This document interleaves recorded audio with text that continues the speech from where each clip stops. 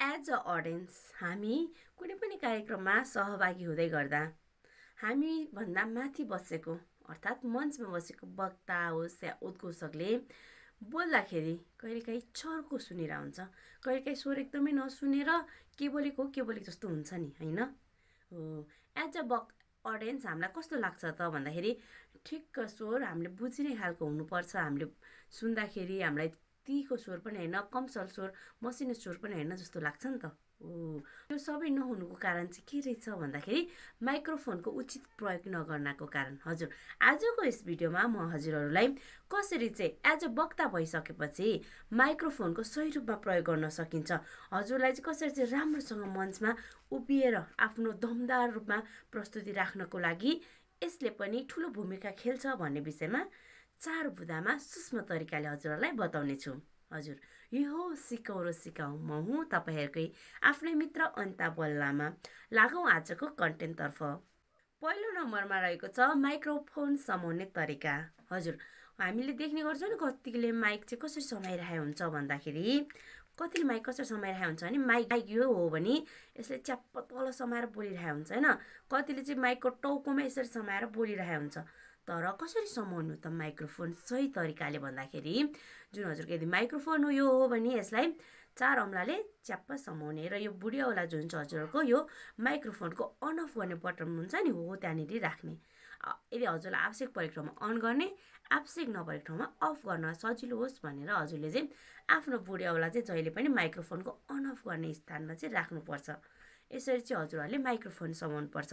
र यदि वायर भएको माइक्रोफोन चाहिँ हजुरले समाउँदै हुनुहुन्छ भने हजुरले के गर्नु पर्यो भन्दाखेरि माइक्रोफोन र तारको त यहाँ तल कनेक्सन भइरहेको हुन्छ, हो त्यो कनेक्सन चाहिँ नटुटोस्। कहिलेकाहीँ तपाईँ बोल्दै गर्दाखेरि तपाईँको दायाँ बायाँको साथीहरूले चाहिँ त्यो माइक्रोफोनको तार कुल्चिदिन सक्छ, अथवा तपाईँ पनि मुभमेन्ट गर्दै बोल्दाखेरि तपाईँको पनि खुट्टाले माइक्रोफोनको तार चुटिन सक्छ, फुस्किन सक्छ। त्यसले गर्दा तपाईँको भोइस चाहिँ माइक्रोफोनबाट बाहिर जाँदैन र त्यसले गर्दा तपाईँको प्रस्तुति राम्रो हुँदैन। त्यस कारणले हजुरले माइक्रोफोन यदि वायर सहितको छ भने हजुरले एकचोटि चाहिँ आफ्नो हातमा त्यसलाई बेर्नु होला त्यो वायरलाई, र अर्को हातले चाहिँ हजुरले माइक्रोफोनको वायरलाई समाउन सक्नुहुन्छ। जसरी एक हातले यहाँ बेर्ने र अर्को हातले यहाँ समाउने। यस्तो गरिदिएपछि हजुरको माइक्रोफोनको कनेक्सन वायरसँग टुट्ने डर हुँदैन र हजुरको बोली, हजुरको कार्यक्रम मजाले रहनुहुन्छ। दोस्रो नम्बरमा रहेको छ माइकको अवस्थाको बारेमा थाहा पाउने। हजुर, हामीले देख्ने गर्छौँ नि कतिपय चाहिँ ठुला ठुला भनिने सेलिब्रेटीहरू, राजनेताहरू, बिजनेसम्यानहरूले चाहिँ माइक मञ्चमा पुगेपछि के गर्नुहुन्छ त माइक चट्ट समाउनुहुन्छ, गर्नुहुन्छ। कतिले माइक टेस्टिङ भन्नुहुन्छ, कतिले चाहिँ hello hello hello mic checking भन्नुहुन्छ नि त। यो काम भनेको एज अ वक्ता अथवा एज अ उद्घोषकले गर्ने काम होइन। यो भनेको कार्यक्रम सुरु हुनुभन्दा अगाडि एज अ प्राविधिकले गर्ने पाटो हो। यदि हजुर चाहिँ यदि मञ्चमा पुग्नुभयो, हजुरले माइकमा कुनै डाउट छ, माइकले चाहिँ काम गरेको छैन कि भन्ने लाग्छ भने हजुरले टक्क यसरी माइक समाउनु होला। हजुरको बुढियावाला मैले कसरी राख्ने त भने त्यही बुढियावालालाई थोरै माइकको टुप्पोमा ल्याउनु भएर, माइकको जुन डल्लो हुन्छ नि त्यहाँ ल्याउनु भएर थोरै यसरी स्पर्श गराउनु होला। यसरी स्पर्श गर्नुभयो भने तपाईँले तपाईँको त्यो साउन्ड सिस्टम कहाँ छ त्यहाँनिर थोरै स्यारेक स्यारेक भन्ने खालको चाहिँ साउन्ड सुन्नुहुन्छ। यदि त्यो सुन्नु भने हजुरले के पत्ता लगाउन सक्नुहुन्छ त हजुरको माइक्रोफोनको अवस्था ठिक रहेछ भन्ने कुरा चाहिँ हजुरले पत्ता लगाउन सक्नुहुन्छ।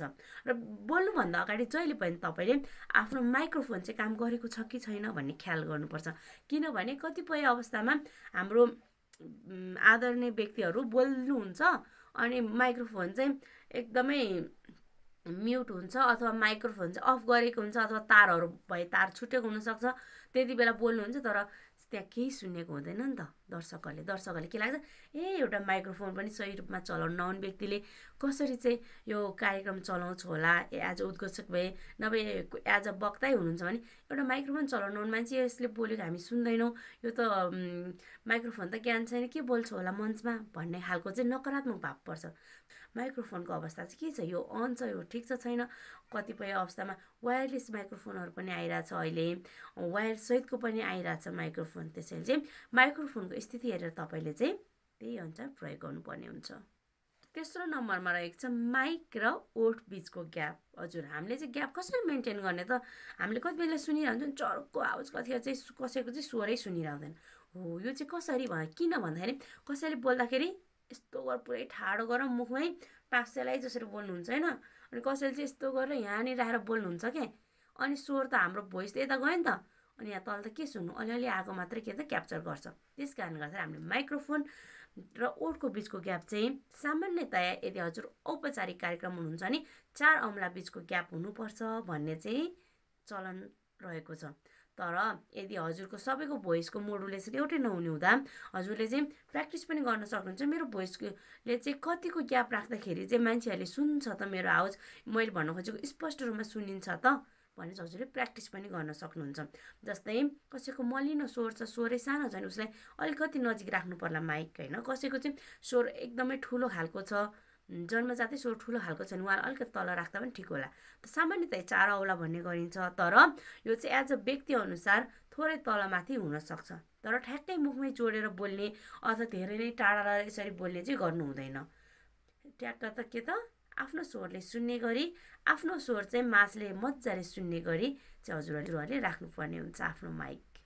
4 नम्बरमा रहेको छ माइक्रोफोनको उचित प्रयोग। हजुर, माइक्रोफोनको चाहिँ उचित प्रयोग कसरी गर्ने त भन्दाखेरि जस्तै यो माइक भयो, सुरुमा मैले नमस्कार भन्नु भने नमस्कार भन्छु हो। यस्तो कतिपय अवस्थामा भइरहेको हुन्छ नि होइन, कहिलेकाहीँ यता साथीले भन्दाखेरि माइक्रोफोन नै उता गयो हो, यस्तो चाहिँ गर्नु भएन। किनभने माइक्रोफोनको काम भनेको हजुरको साउन्डलाई अडियन्ससम्म पुर्याउनु हो नि त, त्यही भएर माइक्रोफोनलाई चाहिँ मुभ गर्नु भएन। यदि हजुरहरूलाई मुभै गर्नु मन छ भने के गर्नु पर्यो त, हजुरले चाहिँ माइक्रोफोनलाई पालै पालो दुवै हातले चलाउने। हजुर आदरणीय जनसमुदायहरू, म चाहिँ आजको दिनमा यस्तो यस्तो गर्दैछु, हजुर यस्तो यस्तो यहाँबाट यस्तो गर्ने भनेर चाहिँ ह्यान्ड मुभमेन्ट पनि भयो। एउटा हातले चाहिँ ह्यान्ड मुभमेन्ट गर्ने, अर्को हातले चाहिँ माइक्रोफोन समाउने। माइक्रोफोनको कनेक्सन चाहिँ आफ्नो मुखसँग हुनु पर्यो। यदि हजुरले चाहिँ बोल्दै हुनुहुन्छ शब्दसँगै कनेक्सन गर्दै लानुभयो भने त परको दिदी भन्नुहुन्छ, माइक्रोफोन पर जान्छ, तपाईँको स्वर तपाईँले मात्रै सुन्नुहुन्छ। अडियन्स धेरै छ भने त परको त के गर्यो जस्तो लाग्छ। त्यही भएर माइक्रोफोनलाई चाहिँ जहिले पनि दुवै हातले पालै पालो यसरी चलाउनु पर्छ।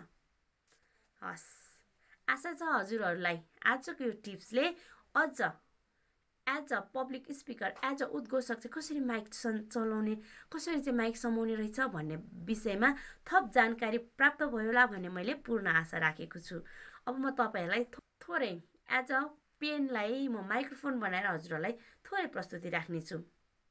लागौँ अब नमुनातर्फ। नमस्कार दर्शकवृन्द, मेरो नाम हो अनिता बल्लामा, ठेगाना थाहा नगरपालिका 1 खानीगाउँ मकवानपुर। पेसाले म एक मोटिभेसनल स्पिकर, ट्रेनर र सोसल मिडिया इन्फ्लुएन्सर। आजको यस बसाइमा तपाईँहरू सम्पूर्णलाई हार्दिक स्वागत गर्दछु।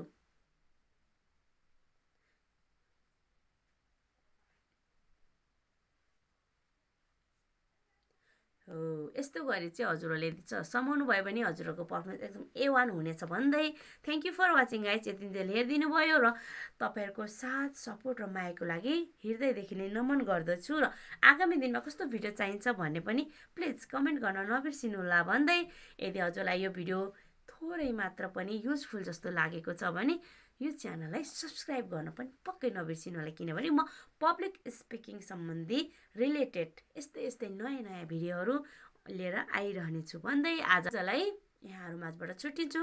Thank you for watching guys, bye by.